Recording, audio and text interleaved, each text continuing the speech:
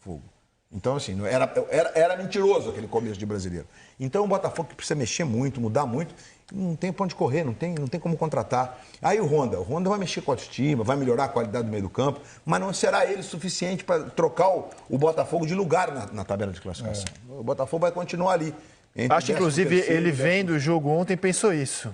Caramba, será que eles estão achando que eu vou entrar aqui e resolver tudo o que está faltando no time? Acho que eu vou voltar para o Japão.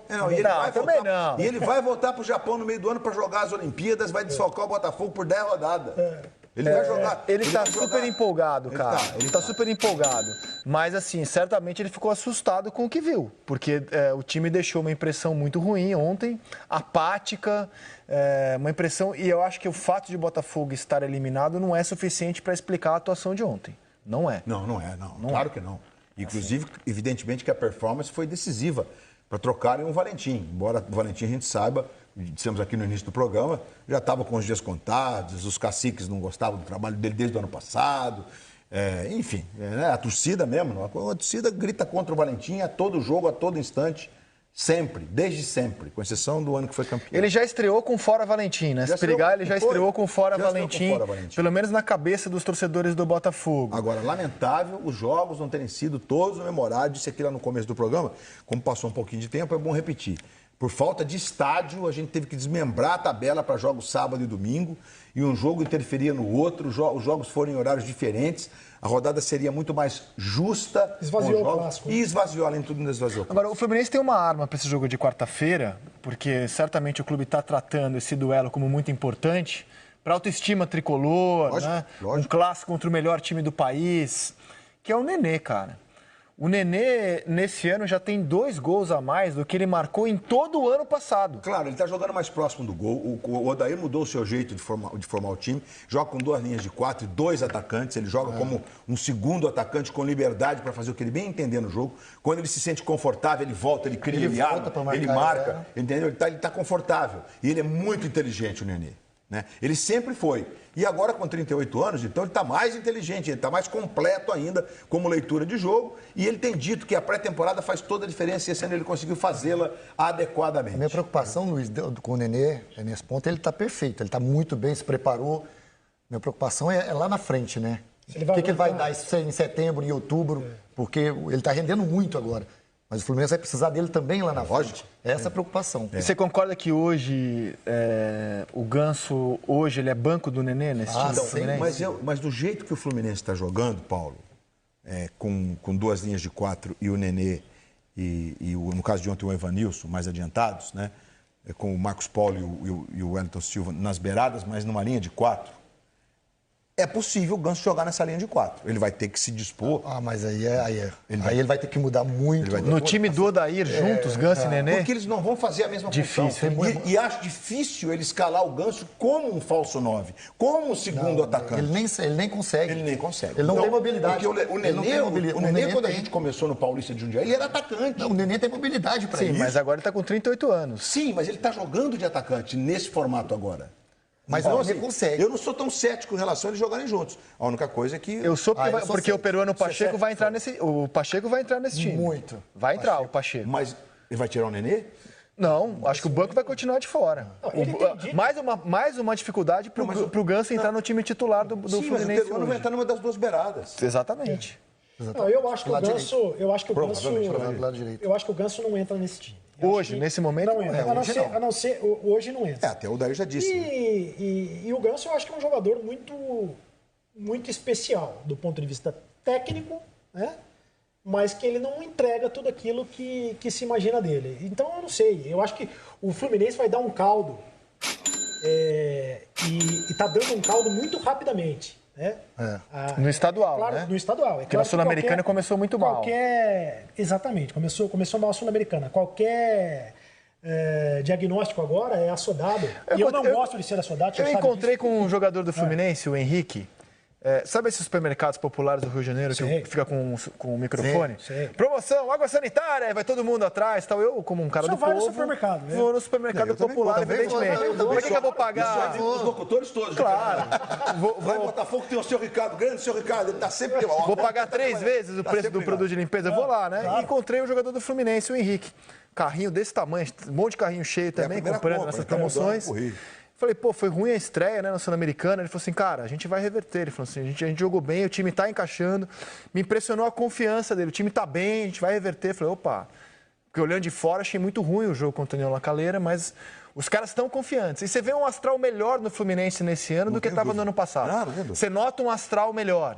O time comprando a ideia do técnico, o time mais confortável nesse momento. Sim, tem algumas notícias boas. O ano passado o Gilberto já fez uma temporada de regular para boa. Esse ano ele começa muito bem o ano e o Egídio entrou muito bem no time. Junto com o Marcos Paulo lá do lado esquerdo, né? Então, ele tá dando química nessa parada. E o Wellington entrou do lado direito agora, com o Gilberto. Enfim, tem uma movimentação bem legal aqui. O Henrique casou nesse meio campo, nessa linha de 4. O Henrique tem que sair do jogo, o Henrique chega e se aproxima da área, embora seja um volante mais de marcação. O Fluminense tem condições de ter um ano um pouco mais sereno, embora para brigar por título sem ser o estadual, é difícil. Tem que ser na Copa Sul-Americana. A Copa do Brasil, já não acho tão fácil brigar pelo título, mas aí sabe como é que é? Camisa pesa, né? E que reencontro, hein? Pedro contra Fluminense, né? Quarta-feira. Porque o Pedro começa a temporada com 2 gols em 2 jogos. Que começo do Pedro no Flamengo. O primeiro foi mais ou menos um gol contra, mas o segundo foi gol dele mesmo. Agora, interessante observar nesse Flamengo... O Diego ia fazer o gol? Interessante observar que nos dois jogos contra o Resende e contra o Madureira, o Flamengo terminou o jogo com a seguinte escalação: Michael, Gabigol, Pedro e Bruno Henrique. Isso, 2 linhas de 4, isso aí. Com os 4, como se fossem 4 atacantes. Com 2 centroavantes. Mas o Michael e o Bruno voltando ali, fazendo a linha de 4. Sim. Mas um time muito ofensivo. E aí, exatamente, com atacantes nas beiradas da linha de 4. Essas foram as alterações contra o Madureira. Mas atacantes que dão profundidade. Isso, de profundidade mesmo. Que vão para cima. Igual o Brasil, igual a seleção jogou agora no último jogo do pré-olímpico. Isso aí. Olha lá o Michael. O Michael vai... Cara, o time do Flamengo, obviamente, é melhor do que o Fluminense, porque ele é melhor do que qualquer time hoje no Brasil. Mas o Fluminense tem a vantagem do empate e está jogando há mais tempo na temporada. Vai ser um jogo curioso quarta-feira. Terminou assim, o Flamengo terminou o jogo contra o Madureira no sábado. Com o Michael e o Bruno Henrique tendo a responsabilidade de compor, de marcar, etc. Mas olha que jogo do Flamengo. Nos conceitos da defesa do Flamengo, que é uma defesa alta, o zagueiro tem que fazer o passe e tudo mais. E o Gustavo Henrique, segundo o Jesus disse na entrevista coletiva no sábado, jogava de outro jeito no Santos. Além das questões de diferença de características, características técnicas. O Léo Pereira é um jogador mais técnico e mais leve, e o Gustavo um jogador mais pesado, que dá bola pelo alto. E o Léo Pereira é canhoto. Que já tem a facilidade de sair pelo lado. Então, que era o caso do Marinho. Exatamente. Então o Léo Pereira, tudo indica, vai jogar ao lado do Rodrigo Caio, né? E acho que, é claro que o Jesus roda muito o time, mas deve ser isso. E não é só mudar, Rodrigo Caio acaba tendo contusão, suspensão, joga muito, né? O terceiro zagueiro joga muito ao longo do ano, muito. O torcedor do Flamengo foi em massa nos 2 jogos até aqui, do time principal. 65 mil pessoas 64 agora. mil, Asquirela, 60 mil Asquirela de pagantes, aí tá lindo o Maracanã. Já tinha tido 53 mil no jogo contra o Resende, na segunda passada. E no sábado, 60 mil pagantes. 64.756 presentes. Com várias homenagens às 10 vítimas do Ninho do Urubu. Você está vendo bandeiras para cada jogador. No sábado completou-se 1 ano da tragédia. E o torcedor do Flamengo não esquece, cobra uma solução também. E tem homenageado as vítimas de uma maneira linda. Nesse final de semana, inclusive, o torcedor do Flamengo deu um show de solidariedade e de humanidade. Nos primeiros 10 minutos do jogo, a torcida não cantou em respeito às vítimas. Nos primeiros 10 minutos. A gente faz muitas críticas à direção do Flamengo. Mas o Flamengo é muito mais do que pessoas que dirigem o clube. O Flamengo são 40 milhões de corações pelo mundo. E nesse final de semana foi realmente comovente o que os torcedores fizeram. Foi muito bonito. Você vê, a grandeza do Flamengo está na humanidade da sua torcida. Foi muito bonito mesmo. Essa frase é muito profunda. Porque o que está faltando nessa relação é exatamente sentimento. Né? A questão não é pecuniária. Eu não consigo entender como uma mãe ou um pai de um menino que morreu no Ninho do Urubu foi barrado de entrar lá no sábado. Não consigo. Isso é uma questão de bom senso, de humanidade, de sentimento. O Flamengo tem todo o direito de discutir a questão pecuniária, o que ele entende que pode ser justo ou não. E se virar uma discussão na justiça, faz parte de todo o processo. Né? A gente já disse isso aqui exaustivamente. Né? Então a gente só está repetindo, como você disse, que acho que é uma interpretação que ela, inclusive, ganhou corpo ao longo desse ano. Né? No primeiro momento houve mais uma discussão técnica, muitos entendiam que ela devia ser só técnica, mas esses acabaram se rendendo a essa falta de sentimento, né, no tocante a essa relação de determinados dirigentes, porque eu não vou colocar nunca que é uma relação do Flamengo, embora o dirigente represente o clube. Eles são de momento, provavelmente se fossem outros, o comportamento seria diferente. E a gente lamenta isso mesmo, né? Lamenta. O sentimento da torcida não é esse, é um sentimento de que a coisa poderia ser conduzida de uma forma mais humana, com mais sentimento, com mais carinho, com mais afeto, com mais amor. E mais transparente, porque o Flamengo poderia abrir para uma entrevista coletiva. O Flamengo, o presidente deu uma entrevista através da TV oficial. Depoimento. Aliás, eu concordo com o Barreto. Ontem deu uma entrevista na TV Brasil. Ontem o presidente deu uma entrevista. Mas teria que ser uma entrevista coletiva, com direito ao contraditório. Para todo mundo fazer pergunta, para todo mundo esclarecer, sabe? Porque uma entrevista para uma TV oficial, como foi no caso para a TV Flamengo, poxa, é um pronunciamento. É um pronunciamento, cadê o contraditório? Cadê? Mas eu queria assim, deixar um pouco de lado a direção do Flamengo, que está adotando uma postura técnica orientada para os seus advogados. Sobre isso já falamos muito. Porque eu acho que no final de semana a notícia foi o torcedor do Flamengo, que é muito maior do que qualquer diretoria. Né? O Flamengo são os seus torcedores.